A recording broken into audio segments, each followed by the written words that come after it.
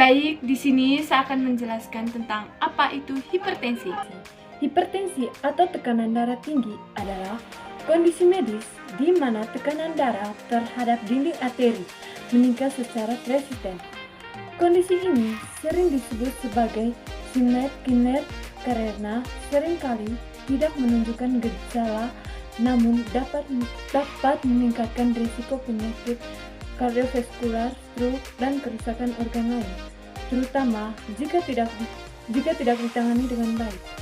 Klarifikasi hipertensi tekanan darah normalnya 120 per mHg, hipertensi 120 per 80 mHg, hipertensi tahap 1-nya 140 per 90 mHg, hipertensi tahap 2-nya lebih dari 160 per mHg.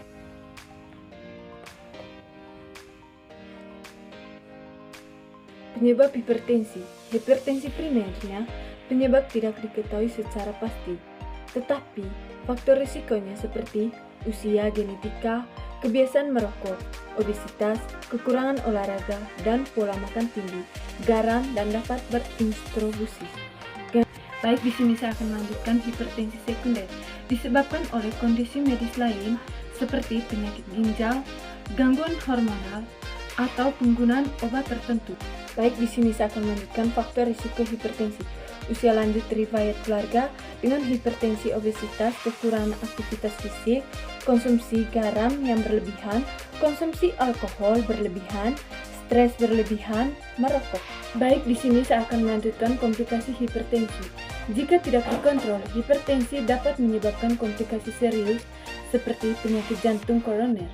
Hipertensi dapat menyebabkan penumpukan plak di arteri dan meningkatkan risiko serangan jantung.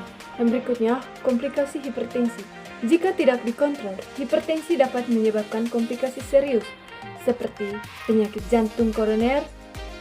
Yang pertama, penyakit jantung koroner. Hipertensi dapat menyebabkan penumpukan plak di arteri dan meningkatkan. Baik, yang pertama, stroke. Tekanan darah tinggi dapat menyebabkan pecahnya pembuluh darah di otak. Yang kedua, gagal jantung. Jantung dipaksa bekerja lebih keras untuk memompa darah yang dapat menyebabkan membesarnya jantung dan akhirnya gagal jantung. Yang ketiga, gagal ginjal. Hipertensi dapat merusak pembuluh darah. Yang terakhir, pencegahan hipertensi terutama melibatkan perubahan gaya hidup sehat seperti menjaga pola makan yang seimbang, aktif secara fisik, dan mengelola stres.